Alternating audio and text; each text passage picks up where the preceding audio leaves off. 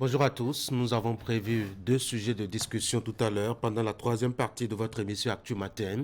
D'abord, cette exigence de l'OADA qui devrait entrer en vigueur dès janvier prochain qui touche la vie financière des églises, des mosquées et autres organisations non gouvernementales. Il faudra pour elles tenir une comptabilité rigoureuse désormais. Quelle est la finalité de cette décision? Nous ferons donc le débat. Mais avant cela, dans la deuxième partie, je vais recevoir par ici Maurice Gbemenou, qui est acteur de la société civile, responsable d'organisation non gouvernementale. Il nous dira ce qu'il en sait de la législation en la matière, en tout cas pour ce qui concerne le Bénin. Ensuite, notre deuxième sujet de discussion, c'est à propos de la surpopulation carcérale.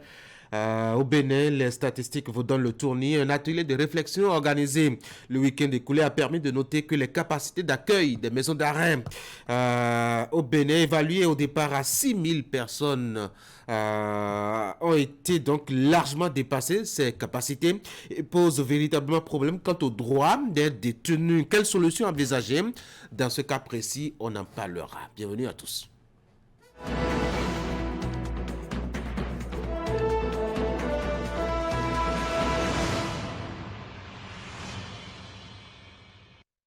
Nous parlons donc de la vie dans les prisons et surtout des droits des prisonniers. Eh bien, on va ouvrir la une des journaux avec l'actualité des droits, avec cette crise à la Commission béninoise des droits de l'homme, des divergences autour de la réforme de la loi, des dates et des faits.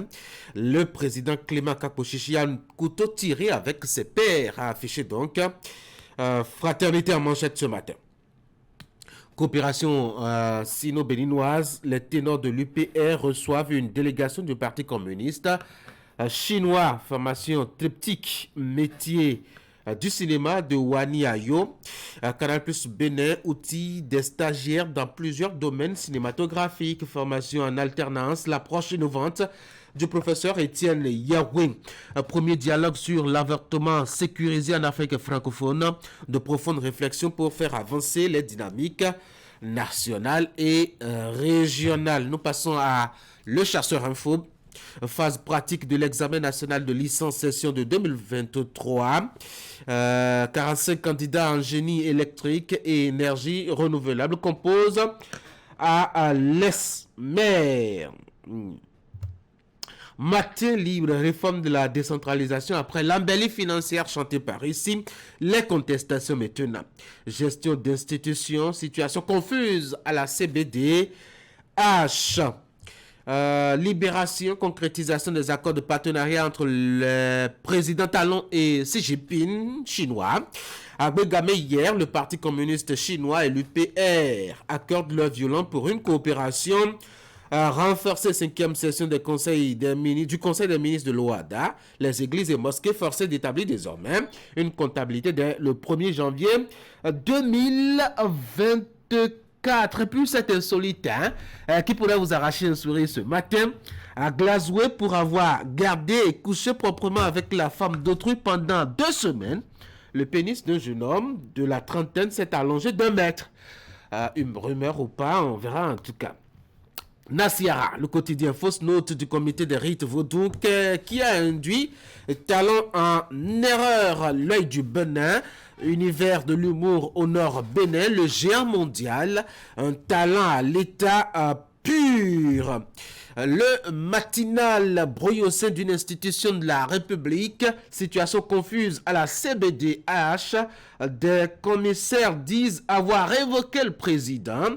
Isidore Kapochichi conteste et s'en remet à la justice, ce que prévoit le règlement intérieur de l'institution à découvrir dans les colonnes du journal commune d'Abou Mekalavi. À la page 2, vous lirez que la gestion de la secrétaire exécutive est décriée par les travailleurs. Le leader du jour, renforcement de la coopération sino-béninoise vers une franche collaboration entre l'UPR et le Parti communiste chinois.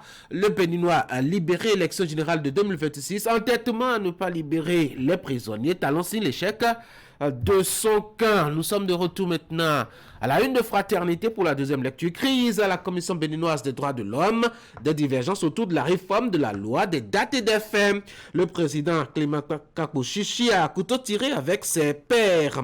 Autre information, coopération politique sino-béninoise. Les ténors de l'UPR reçoivent une délégation du Parti communiste chinois. Formation triptyque, métier du cinéma de Wani Ayo. Canal Plus Bénin Outil, des stagiaires dans plusieurs domaines cinématographiques. Formation en alternance, l'approche innovante de professeur Étienne Yahweh. Premier dialogue sur l'avortement sécurisé en Afrique francophone. De profondes réflexions pour faire avancer les dynamiques nationales et régionales. Voilà donc pour les informations à la une des quotidiens parus ce matin. Nous sommes mardi 24 octobre 2023 précisément. On va s'intéresser un peu à l'intérieur de Fraternité. Et cette actualité en manchette du journal qui paraît à ménoter, il y a crise à la Commission béninoise des droits de l'homme. Il y a des divergences autour de la réforme de la loi, des dates et des faits. Le président Clément Kakpo-Chichi est à couteau tiré avec ses pairs. La rumeur a fait le tour, sinon l'information a fait le tour des réseaux sociaux hier. L'homme était annoncé avoir été révoqué par ses pairs. Il conteste devant les tribunaux. La plume de Ange Pauline Touama qui nous fait quelques détails sur la situation en cours là-bas. C'est vraiment difficile de dire qu'est-ce qui prévaut et qui a droit par là-bas, puisque la majorité des participants ont décidé de retirer leur confiance justement à Clément Kakpo-Chichi qui conteste et qui brandit aussi quelques papiers, notamment qui lui donnent, ma foi, quelques droits encore. Clément Kakpo-Chichi a par ailleurs produit un mémorandum où il explique, rapporte donc Ange Pauline Touama dans les colonnes de Fraternité, où il explique les faits ayant abouti à la crise. Il avance que les commissaires lui en veulent pour son engagement pour la réforme à la CBDH voulue par le gouvernement depuis 2019. Il soutient que les commissaires ont opté pour la destitution après que leur amendement au texte de la loi n'ait pas été pris en compte suite à une rencontre avec le garde des Sceaux.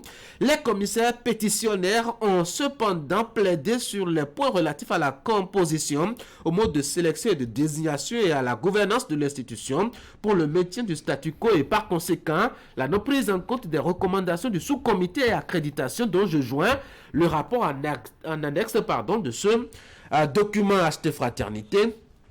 Lisez des extraits donc du test produit par le président Kakpo-Chichi, très en difficulté, faut-il dire au moins, avec ses pairs de la Commission béninoise des droits de l'homme. Il y a aussi des difficultés, mais cette fois-ci on n'est plus au Bénin, on est au Niger. Désormais quelques difficultés là-bas à Niamey avec les terroristes. Le ministre de l'Intérieur obligé de réclamer la solidarité de la CEDEAO pour faire face au phénomène. Acheter Fraternité, la page 11 est consacrée à l'interactualité. On revient à Cotonou pour l'actualité nationale toujours, mais cette fois-ci avec les caméras et micros de Canal 3 Bénin. Voici le bulletin d'information chez vous avec la présentation ce matin Teddy Goudalo. Teddy, bonjour. Tanguy, bien bonjour à toutes et à tous. Dans votre bulletin d'information, les images de ce nouveau concept dans les milieux des affaires au plan mondial qui sont en vogue, Business Ready.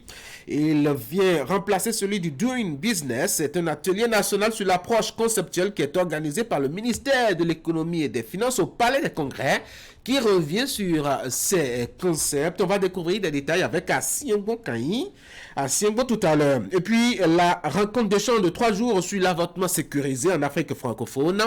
Elle mobilise plus de 200 jeunes venus de 17 pays mobilisés à Cotonou. Donc c'est une initiative organisée par l'Organisation pour le dialogue sur l'avortement sécurisé et l'Alliance des jeunes pour l'avortement sécurisé. Le point et détail dans le bulletin d'information à suivre.